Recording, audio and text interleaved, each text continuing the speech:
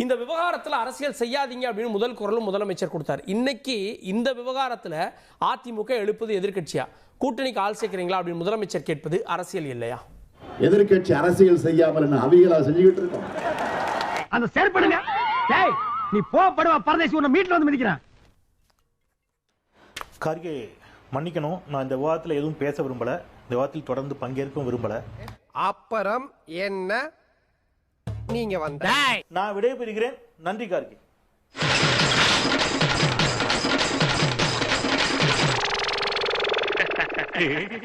அனைவருக்கும் வணக்கம். வேதாளத்துடைய கேள்விகளுக்கு பதில் சொல்ல முடியாமல் முழித்த விக்ரமாதித்யன் போல எதிர்கட்சிகளுடைய கேள்விகளுக்கு விழிபுதுங்கி நிற்கிறது திமுகவுடைய திராவிட மாடல் விடியல் அரசு. பதில் தெரியாதவங்க கேள்வி கேட்டா கூட தேடி பூச்சி ஏதாவது தப்பாவது பதில் சொல்லுவான். எனக்கு கேள்வியே தெரியாதே. திமுக ஆட்சிக்கு வந்த பிறகு 6 மாசத்துல நாங்கள் என்னெல்லாம் சொன்னோமோ அதெல்லாம் நாங்க செஞ்சிட்டோம். ஆக நாங்க சொல்வதத்தான் செய்வோம், செய்வதத்தான் சொல்லுவோம் அப்படின்னு சூப்பர் ஸ்டார் ரஜினிகாந்த் மாதிரி பஞ்சு பேசினாரு ஐயா ஸ்டாலின் அவர்கள். நீ கிண்டல் பண்ற. இது கிண்டல் இல்ல மாப்ள, நக்கல். ஏடாடா கலைஞர் மகன். அங்கதான் டவுட்டே வந்துச்சு. நான் சொன்னதைத்தான் செய்வேன், செய்வதைத்தான் சொல்லுவேன்னாரு. அப்படியே அறுத்து தள்ளிட்டாலும் மூட்டு கொடுத்துருவாரு பிச்சைக்காரன் நாயே. 6 மாசத்துல 90 விழுக்காடு வாக்குறுதினாரு. அப்புறம் 2022 காலகட்டத்தில் 93 விழுக்காடு வாக்குறுதினாரு. உனக்கெல்லாம் வெக்கமே இல்லையாடா? சோறு தானே திங்கிற. திருப்பி 2023 வாக்குல 98 விழுக்காடு வாக்குறுதினாரு.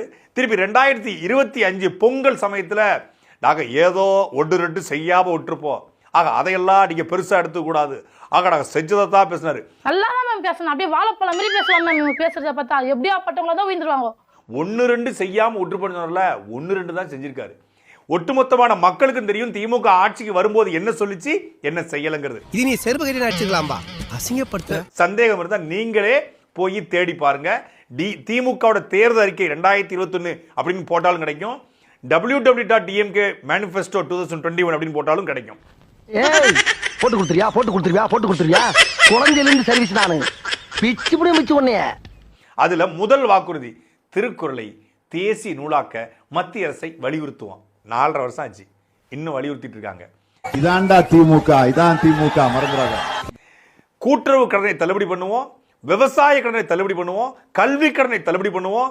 சொன்னா கொடுத்துடணுமோ? பின்ன இல்லையா ஐயா. அப்புறம் அனைத்து இல்லத்தரசிகளுக்கும் 1000 ரூபாய் கொடுப்போம் இப்படின்னு பல ஓலா ஊபர் கதைகளை திமுக தேர்தல் அறிக்கையில கொடுத்தது. குச்சமே இல்ல. அது இல்லாம கிட்டத்தட்ட 500க்கும் மேற்பட்ட தேர்தலுக்கு கொடுத்தாங்க. இப்ப இந்த தேர்தல் அறிக்கையில எதையுமே செய்யல அப்படின்னு சொல்லி இருட்டுக்கடை அல்வா கேள்விப்பட்டிருக்கேன், உருட்டுக்கடை அல்வான்னு சொல்லி இன்னைக்கு எதிர்க்கட்சி எடப்பாடி பழனிசாமி அவர்கள் திமுக நோக்கி வெளியிட்டு இருக்காரு.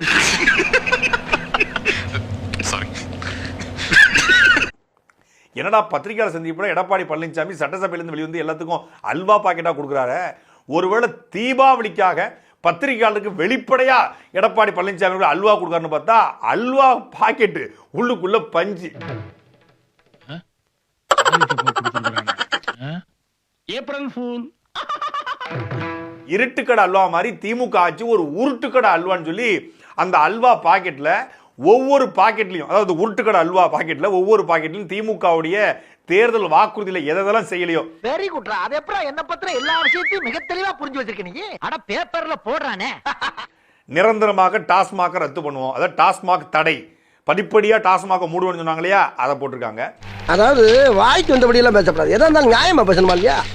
அதே போல இன்னொரு உருட்டுக்கடை அல்வா அப்படிங்கிற பாக்கெட்ல இந்த பக்கம் பாத்தீங்கன்னா அனைத்து இல்லத்தரசிகளுக்கும் 1000 ரூபான்னு போட்டிருக்காங்க.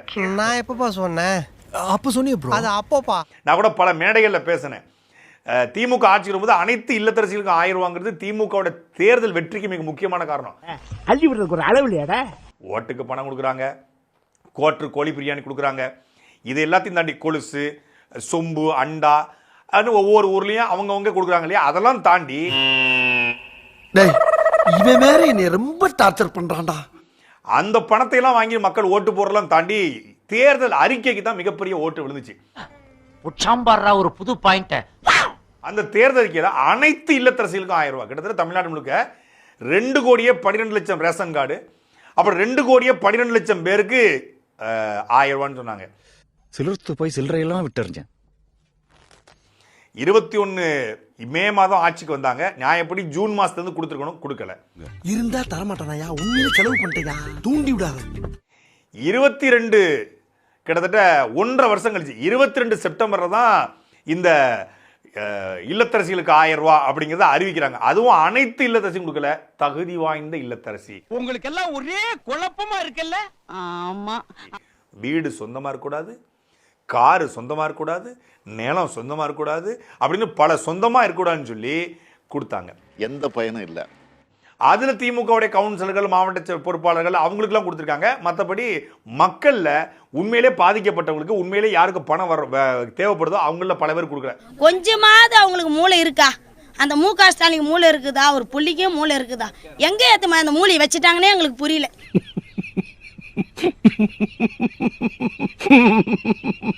அதுக்கப்புறம் என்ன பண்ணாங்க, 2024 நாடாளுமன்ற தேர்தல் நெருங்கி வரும்பொழுது விடுபட்டவங்களாம் கொடுக்க போறோம் அப்படின்னு ஒரு 10 லட்சம் பேரை சேர்த்தாங்க. அப்போ 1 கோடியே 10 லட்சம், அப்போ 1 கோடி 20 லட்சமா மாறுது.